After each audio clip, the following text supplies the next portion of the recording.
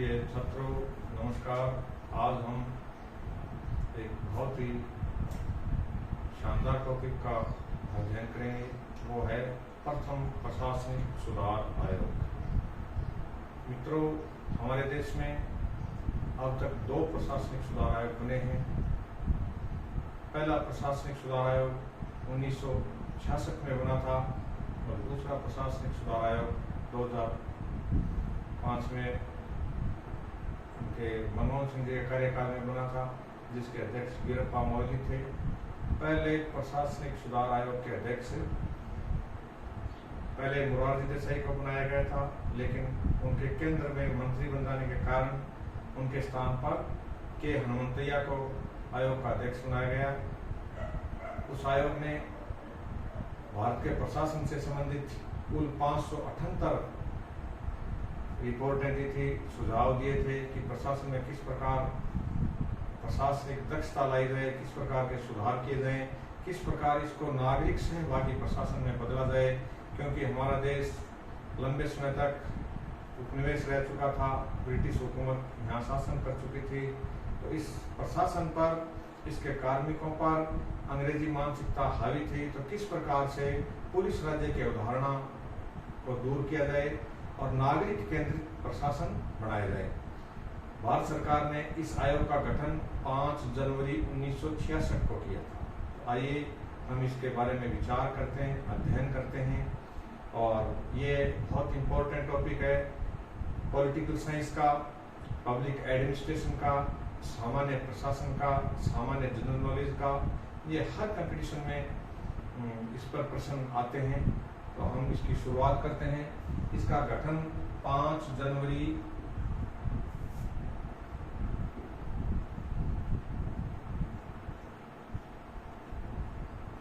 1966 को भारत सरकार की अधिसूचना के द्वारा हुआ। इसके प्रथम अध्यक्ष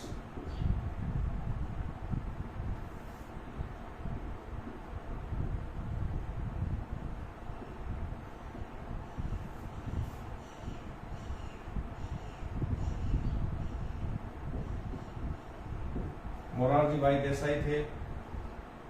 कुछ समय बाद ही मोरारजी भाई देसाई केंद्र में मंत्री बन गए। केंद्रीय मंत्रिमंडल का हिस्सा होने की वजह से उन्होंने इस पद का त्याग पत्र दे दिया। उसके बाद इनके स्थान पर अध्यक्ष बनाया गया के हनुमंतैया को, जो आंध्र प्रदेश के एक बहुत ही वरिष्ठ सांसद हुआ करते थे।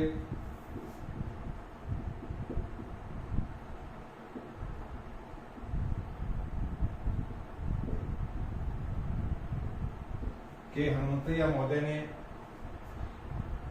पूरे देश का भ्रमण करते हुए, विभिन्न लोगों से साक्षात्कार लेते हुए, कई जजेस का साक्षात्कार लिया गया, कई यूनिवर्सिटी के चांसलर का साक्षात्कार लिया गया, कई प्रशासनिक अधिकारियों का साक्षात्कार लिया गया, न्यायिक अधिकारियों का साक्षात्कार लिया गया। और उनके सुझावों के आधार पर इस आयोग ने अपनी जो रिकमेंडेशन की थी, उसकी पहली सिफारिश ये थी कि नागरिक समस्याओं का निराकरण, यानी इसकी पहली रिपोर्ट नागरिक समस्याओं पर आधारित थी और अंतिम रिपोर्ट विज्ञान से संबंधित थी। तो कौन से टॉपिक इस के सामने नहीं रखे गए या इस आयोग की परिधि से बाहर थे? मित्रों, ये इम्पोर्टेंट सब्जेक्ट है। RS मेंस में, सिविल सर्विसेज में भी इसके ऊपर बहुत तुलनात्मक क्वेश्चन आते हैं।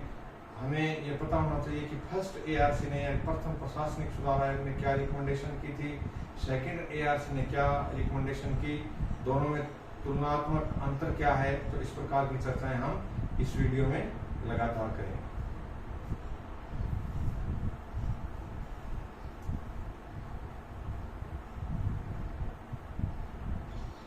तो पहले हम चर्चा करते हैं कि इसने कुल कितनी सिफारिशें की थी।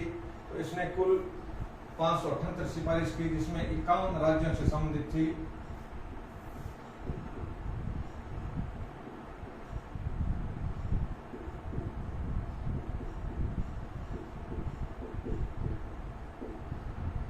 यानी किस प्रकार से राज्यों का प्रशासन जन सहभागी बनाया जाए, किस प्रकार नागरिक केंद्रित बनाया जाए और किस प्रकार ये भ्रष्टाचार से दूर रहे, अधिकारी लोक हिताशाही से दूर रहें।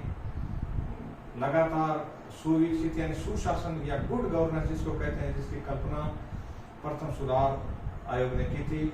और इसने 519 केंद्र से संबंधित सुझाव दिए थे।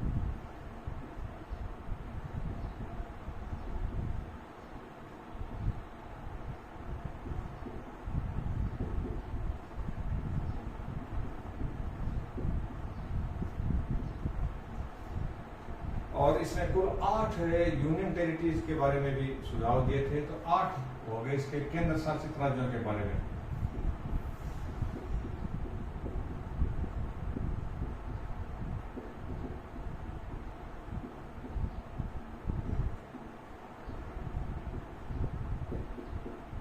यानी टोटल जो सिफारिशें हैं ये समस्याओं के, प्रशासनिक समस्याओं के निराकरण से उत्तरोत्तर वृद्धिशील बनाए रखने के लिए किस प्रकार प्रशासन को सुचारू, गतिशील, उत्तरदायी, जवाबदेह बनाया जाए। तो मित्रों, इस प्रकार की सिफारिशें इसने की थी। हालांकि सरकार इन सिफारिशों पर पूर्ण रूप से अमल नहीं कर पाई, किंतु कुछ सिफारिशें सरकार ने मानी थी और लागू की थी। तो हम इसके कुल 578 रिकमेंडेशन के बारे में चर्चा कर चुके हैं, जो किस प्रकार विभाजित थी। अब इसमें आता है जो सबसे महत्वपूर्ण सिफारिश इसकी थी, वो थी लोकपाल की स्थापना।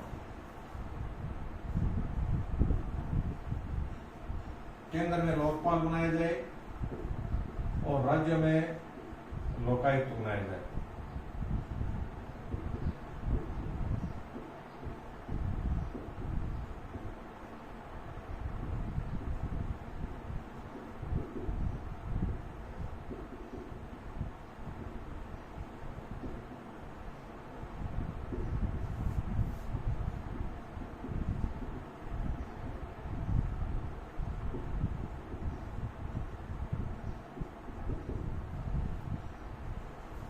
केंद्रीय प्रशासन में भ्रष्टाचार दूर करने के लिए, केंद्रीय प्रशासन की लाल फीताशाही दूर करने के लिए, नागरिकों की शिकायतें सुनने के लिए एक संस्था बनाई जाए।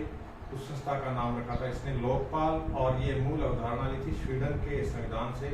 स्वीडन में 1809 से ओम्बुड्समैन नामक एक संस्था चल रही है जो जनता की शिकायतों को सुना करती थी। इसी प्रकार राज्य में लोकायुक्त संस्था की स्थापना का सुझाव दिया था, ताकि जनता, सरकारी अधिकारी जो लाल फीताशाही पर आधारित होते हैं, जो निरंकुश होते हैं, जो स्वच्छता या स्वच्छाचारी होते हैं, जो भाई भतीजावाद करते हैं, उन अधिकारियों की शिकायत सुनने के लिए केंद्र और राज्य स्तर पर 2 अलग अलग संस्थाएं बनाई जाएं। एक लोकायुक्त बने, दूसरा लोकपाल कहलाए। हमारे देश में बहुत लंबे समय के प्रशासनिक विकास के बाद 2013 में लोकपाल संस्था मित्रों बन चुकी है, लेकिन इसके लिए बार बार संसद में अधिनियम रखे गए थे। फिर आता है राज्य प्रशासन के बारे में, इसने राज्य प्रशासन और राज्यपाल के बारे में क्या सुझाव दिए थे, योजना आयोग के बारे में क्या सुझाव दिए। तो हम करते हैं चर्चा राज्य प्रशासन की।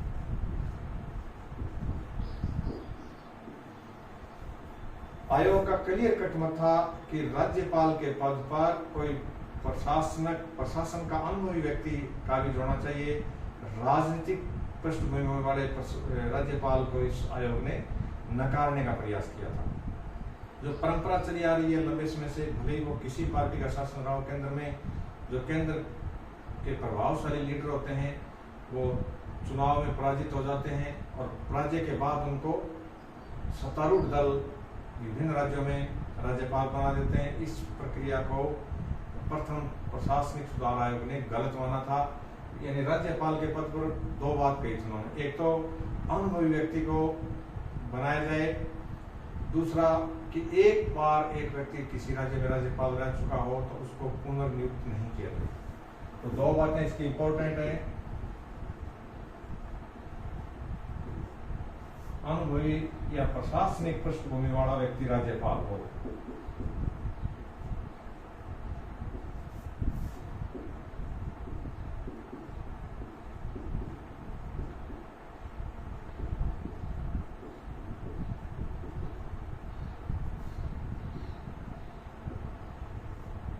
कार्यकाल समाप्ति के बाद पुनर्नियुक्ति नहीं हो।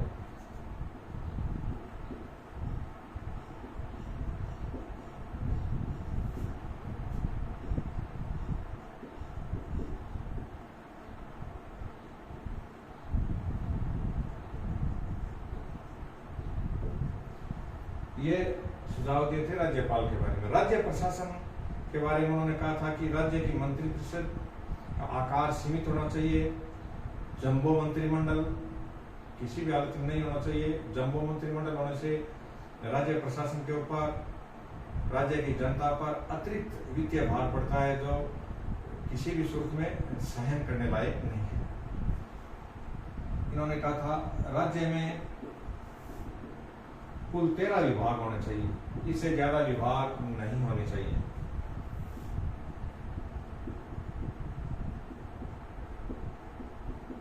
कुल 13 विभाग हों।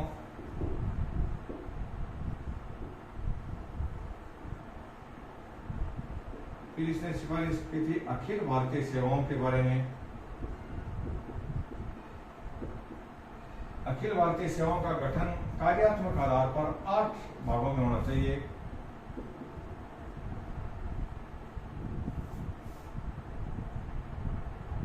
आठ सेवाओं में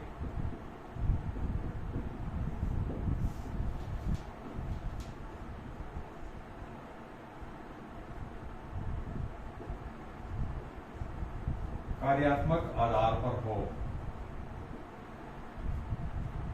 वर्तमान में जो 3 अखिल भारतीय सेवाएं हैं इनको बढ़ा करके 8 करने का सुझाव इसने दिया था। चौथा सुझाव इसका था कि जो पब्लिक सेक्टर यूनिट्स हैं या सार्वजनिक क्षेत्र के उद्यम हैं उनमें डेपुटेशन यानी सरकारी विभाग से जो अधिकारी डेपुटेशन पर आते हैं उनकी प्रतिनियुक्ति को निरस्त किया जाए। ऐसी प्रणाली डेवलप की जाए कि इसी पीएसयूज के अधिकारी हैं वो प्रमोशन से सर्वोच्च पद पर पहुंचे, यानी शीर्ष निकाय के ऊपर डेपुटेशन के अधिकारी नहीं हो। तो इसका सुझाव था पीएसयू में प्रतिनियुक्ति निरस्त हो।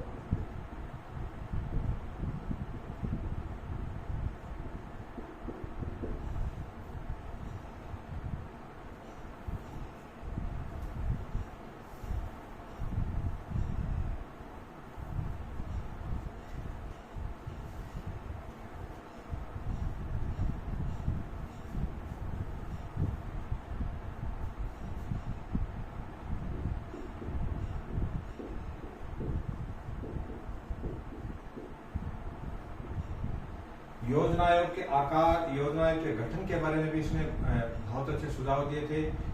योजना आयोग के गठन से इसके विघटन तक इसका अध्यक्ष सदैव प्रधानमंत्री रहा है। तो आयोग का स्पष्ट मत था कि योजना आयोग के अध्यक्ष के पद पर किसी प्रशासनिक अनुभवी व्यक्ति को बैठाया जाए, प्रधानमंत्री इसका अध्यक्ष नहीं बने। प्रधानमंत्री का इससे निकट का संबंध होना चाहिए किंतु वो उसका अध्यक्ष नहीं होना चाहिए। इसकी सदस्य संख्या अधिकतम 7 होनी चाहिए। पीएम योजना आयोग का अध्यक्ष नहीं हो।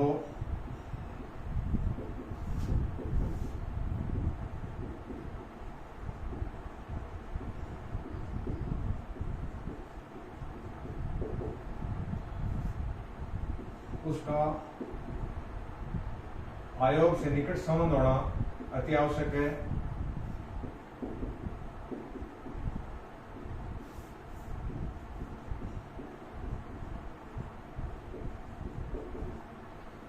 आयोग की सदस्य संख्या अधिकतम 7 हो।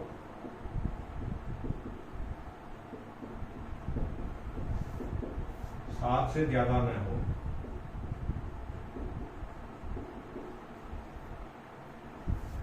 योजना आयोग चूंकि आर्थिक मंत्रिमंडल का एक रूप ले चुका था तो इस आर्थिक मंत्रिमंडल के आयोग, ये जो प्रशासनिक सुधार आयोग था, ये शुरू से इसके खिलाफ था। फिर इसकी एक रिकमेंडेशन थी कि जो निष्पादन बजट लागू किया जाए, उसको हम परफॉर्मेंस बजट कहते हैं। प्रत्येक विभाग के लिए तो इसमें नहीं सुझाया था कि सरकार के जो विकास से संबंधित विभाग हैं उनमें निष्पादन बजट लागू किया जाए। विकासात्मक विभागों में यह बजट लागू हो।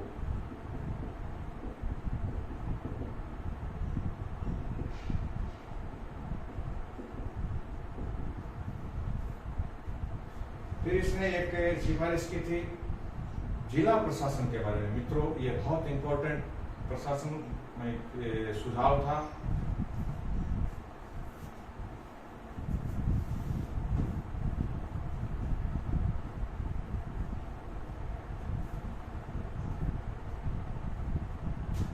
आयोग ने सुझाया था कि जिला प्रशासन 2 भागों में विभक्त होना चाहिए।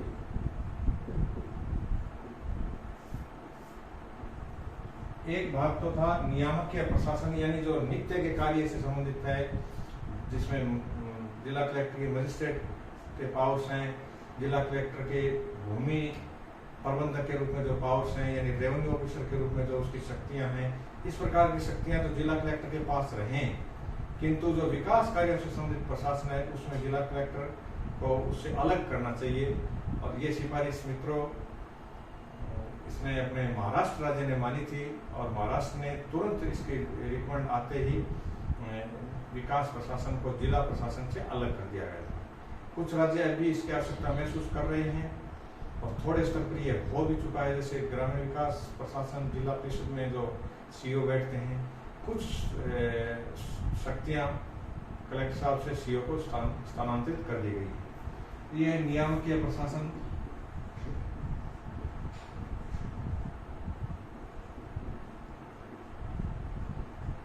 और दूसरा था विकास प्रशासन।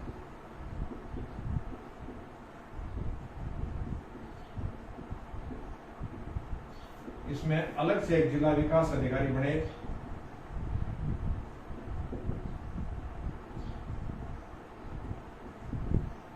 जो केवल जिले के ग्रामीण और शहरी क्षेत्र में विकास कार्यों से संबंधित प्रशासन का कार्य करे। किस प्रकार गरीबी उन्मूलन की योजनाएं क्रियान्वित की जाएं, किस प्रकार से शहरी विकास की, ग्रामोत्थान की योजनाओं का निरीक्षण पर्यवेक्षण किया जाए, उनको वित्त दिया जाए, ये सारी सुविधाएं विकास प्रशासन के अधीन सौंपने का उन्होंने सुझाव दिया था। नियामकीय प्रशासन का अध्यक्ष था जिला कलेक्टर। इसमें वो चीजें थी जिसमें जैसे राष्ट्रीय सुरक्षा कानून है, जिले की कानून और व्यवस्था है, इस प्रकार की जो लॉ एंड ऑर्डर है, ये चीजें जिला कलेक्टर के पास रखने का सुझाव दिया था। अब आगे हम थोड़ी चर्चा करते हैं कि कार्मिकों के बारे में क्या कहा था इसने, हड़ताल के बारे में इसने क्या कहा था। तो इस प्रकार की 2-1 बिंदु इसमें और हैं।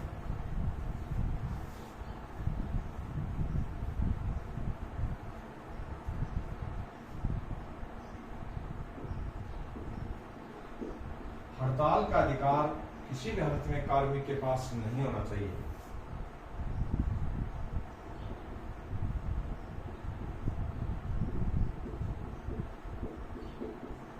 हड़ताल का अधिकार उसके पास नहीं हो और निष्पादन बजट लागू करे। तो इस प्रकार की जो कई चीजें थी। और एक इम्पोर्टेंट बिंदु है कि मंत्री परिषद का आकार छोटा होना चाहिए।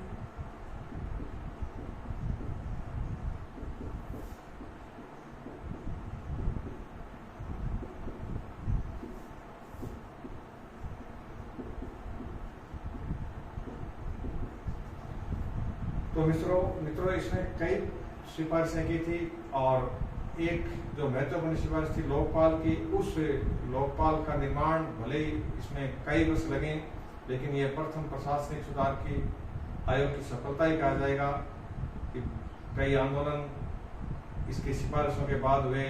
कई सरकारों ने लोकपाल बिल को संसद में कई बार रखा, किंतु पारित नहीं करवा पाए, और अंततः मनमोहन सिंह जी प्रधानमंत्री की सरकार ने अंत में इसको बिल को पारित करवाया था। और ये लोकपाल जैसी संस्था आज हमारे देश में बहुत अच्छे तरीके से कार्यरत है। प्रशासनिक सुधार आयोग ने जो प्रशासन की ईमानदारी की, प्रशासन की पारदर्शिता की जो नींव रखी थी, वो नींव धीरे धीरे मजबूत होती जा रही है।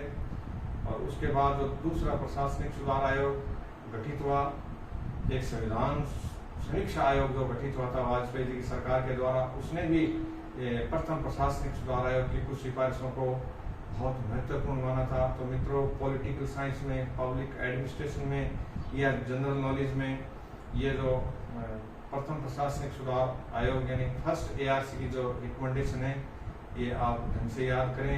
ये आपके लिए बहुत ज़्यादा लाभदायक है। मित्रों, धन्यवाद। आप इस वीडियो को ध्यान से सुने, इसको देखें और इस पर मनन करें और इस वीडियो को आपकी सफलता में अपना एक साथी बनाएं। धन्यवाद।